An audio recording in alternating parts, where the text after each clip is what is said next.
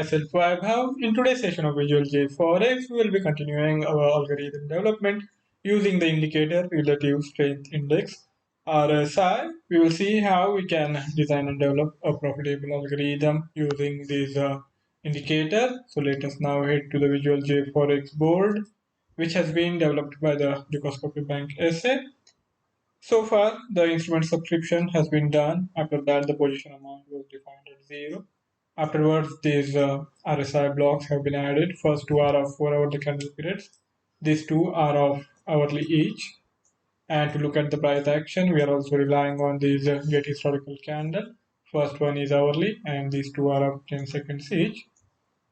And on the lower side, these 4 calculation expression blocks have been used to define certain requirements, such as the difference of the closing value and the opening value for last hourly candle should be more than 7 pips. So to that extent, this calculation expression help us in defining the variables, which then can be compared using the if-else blocks. This was used to define the exact entry point, and these are the conditions which need to be fulfilled for the execution of the buy trade. Today, we will be completing the sell side of the equation. We will see what are the conditions which we need to make sure for the underlying instrument, in this case Euro USD, and only after those conditions are fulfilled, the algorithm will go on to execute a trade. So we now go to JForex platform. This is the Euro USD chart, and the time frame is hourly, which I will change to 4 hourly. I will give you a brief refresher of what the logic is going to be for the execution of the sell trade. We want the RSI for the underlying instrument to be on decline. So last 4 hourly candles output for the RSI should be below the output of the RSI for penultimate candle of 4 hours, and it should be below 50. Below 50 is considered bearish for the any instrument, any financial instrument, and there is a classical interpretation of the RSI. Above 50 is considered bullish, below 50 is considered bearish. So we want the underlying instrument to be in bearish territory with continuous decline. And as soon as any sort of reversal starts to happen, even if the RSI value is still below 50, we will not be going into the trades. Only in the initial time period when the momentum is also there and it is the initial phase and the underlying instrument is in decline, we want to get involved.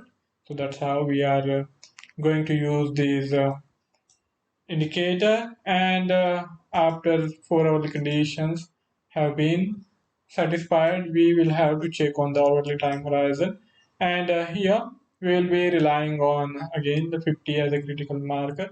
Whenever we see for last hour the RSI output value dipping below 50 from above 50, we will look to initiate the trade. We will consider the price volatility of last hour, and its closing price should be lower than its opening price by at least more than 7 pips. And only in that scenario we will be placing the order, which is going to be a limit order. That means it is going to be placed above the current market price. We will see how we can take the advantage of this volatility. Just a minute, I'm checking this. Okay, this is fine. Okay, now coming back to the algorithm, and we want to make sure that there is enough of volatility, and instead of going for the order on the market price, we are taking the help of volatility, and we will take 33% of it, whatever is the difference, and place the order by that much level from the current market price. So that's how this algorithm is going to be defined, and then the question of market validity, order validity comes, and I think keeping the order valid for 2 hours should be a good idea, given the fact that we are trading using the 4 hourly and hourly candle periods. So keeping the order valid for 2 hours should be good enough. Now we head to the JForex board again, and here first we will have to carry out couple of calculations. We will have to look at the difference of the closing and the opening price afresh, as this time around for the sale to happen we will need the closing price to be below the opening price. So now we will need to deduct the closing price from the opening price, and that difference should be more than 7 pips. So we take calculation expression, and I'm pretty sure we are going to need 4 of this at the very minimum, at the very least.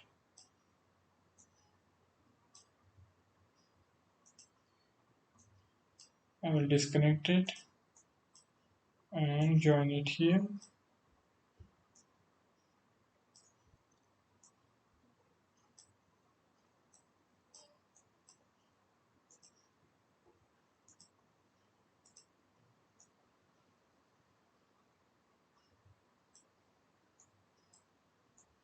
Now coming to the last hourly candle, candle 18,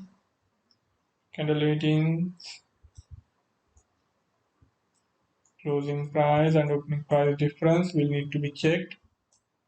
So we take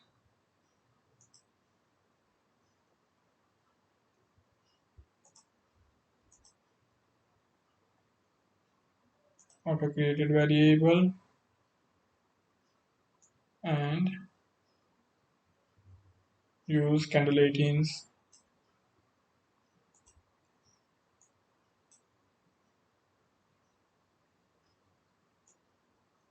opening price and deduct closing price, candle 18 candle close, A1 minus A2, and this is going to be the variable named SCD. We take this and multiply it with AD. AD has the value of 0.33.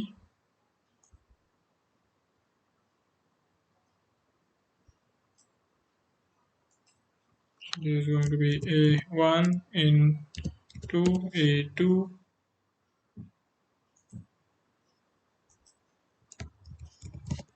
I will name it SED. We take SED and add it to last tick price.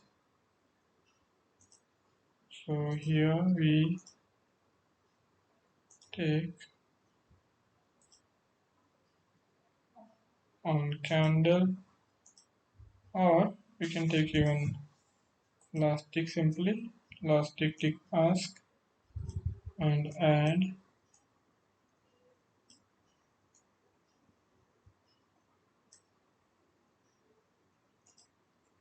So it is going to be A1 plus A2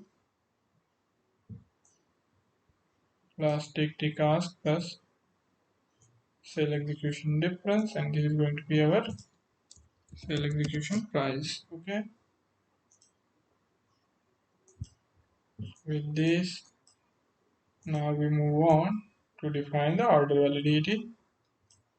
For order validity we will have to consider the last tick time and add 3.6 million ticks multiplied by 2.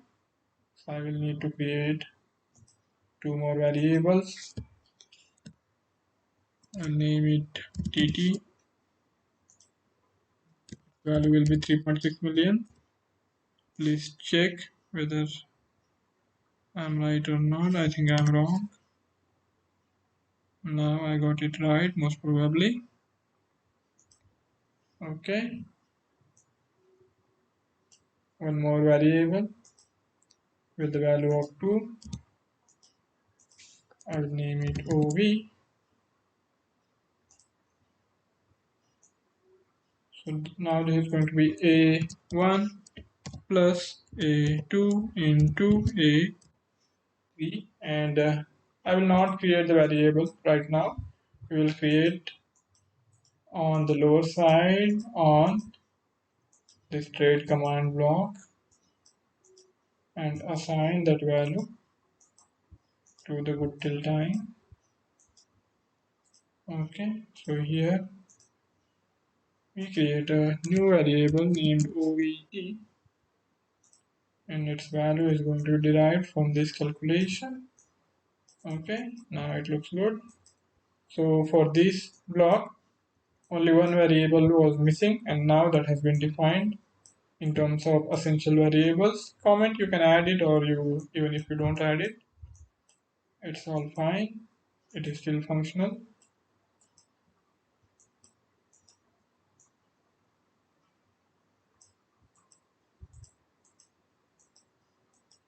All right. So I hope we can now join it back to multiple action and start adding the if blocks. And we are going to need, let me count, we are going to need 7 of these, and after that the trade command block. So I will take 7 if blocks straight away. 3, 4, 5, 6, and 7. Our setup is going to be symmetrical, so whatever the conditions we define for the buy side will be used as mirror images for the sell side.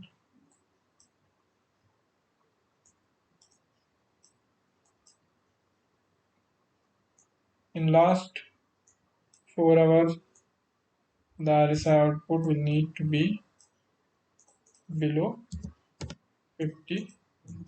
So first input less than second input. Okay, and last 4 hours RSI output needs to be below the penultimate 4 hourly candles RSI output. So again, first input less than second input.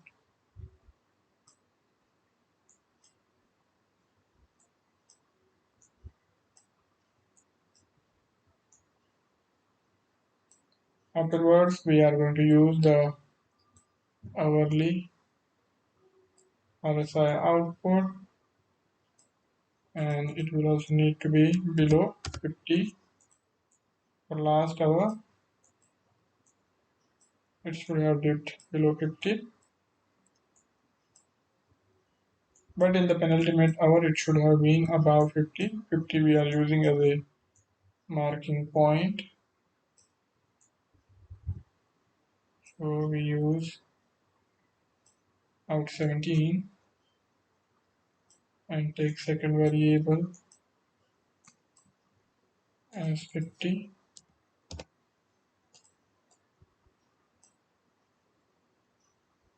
First input greater than second input, and then we will have to consider the opening and closing price difference, and it will need to be greater than 7 pips, which we have calculated already. So first input greater than second input.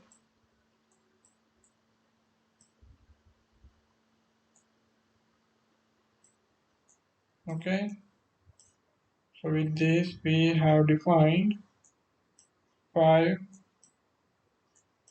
conditions involving the RSI and the price action, and once those conditions are in place, all we have to do is check the last tick price or last 10-second candles closing levels, and whenever price starts to drop below the last hour's closing level, we will go to initiate the trade, execute the trade.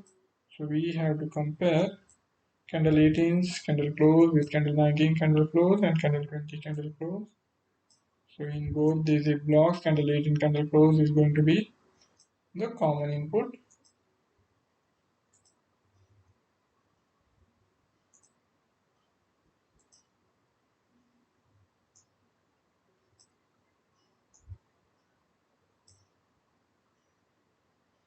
Candle 19 has a lookback period of 1, which means it is the last 10-second candle whereas candle 20 has a look back period of 2. That means it is penultimate 10-second candle and it should have closed higher. And after that, whenever we see that last 10-second candle closes below the last hourly candle close, we will go on to place the order. So I have now to join this block to trade command block.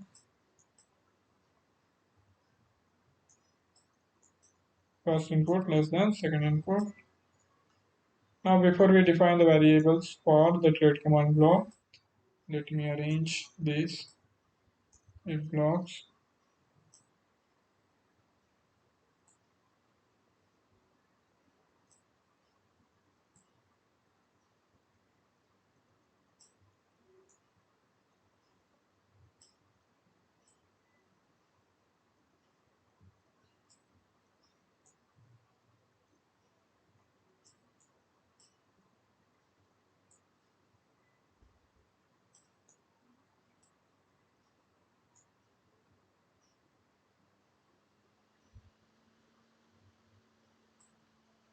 Okay.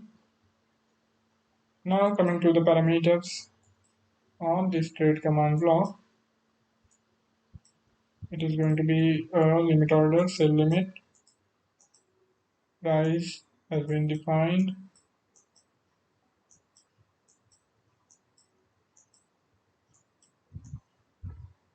which is going to be SEP. Instrument is going to be Euro USD. Trade amount, I will change it to 0.1 million. Slippage is going to be 2 pips. Stop loss and take profit combination is going to be of 15 and 30. That will get us the risk reward ratio of 1:2. Order validity, we just defined it some time back and it is ready to be used. OVT, order validity time, which is going to be 2 hours. So with this, our algorithmic setup is almost complete. All needs to be done is this joining. Okay, so with this, you can see this color coded line pink, which means the trade iteration flow is going till the very end and there is no problem with that. So this is our final setup. I hope you have been able to understand the logical as well as execution part of this algorithm, how I have implemented the idea for the execution of the trade in this platform, and you can test it on the JForex platform and see whether it is profitable or not. So with this, I'm wrapping up the session. Thank you all for joining in. Do subscribe to the Dukascopy webinar channel to stay updated on market developments. You can also follow us on the Facebook. And if you have any issues, any hiccups while installing the JForex or the Visual JForex platform, you can reach out to me in the feedback section and I would be more than happy if I can help. See you next time. Till then, goodbye.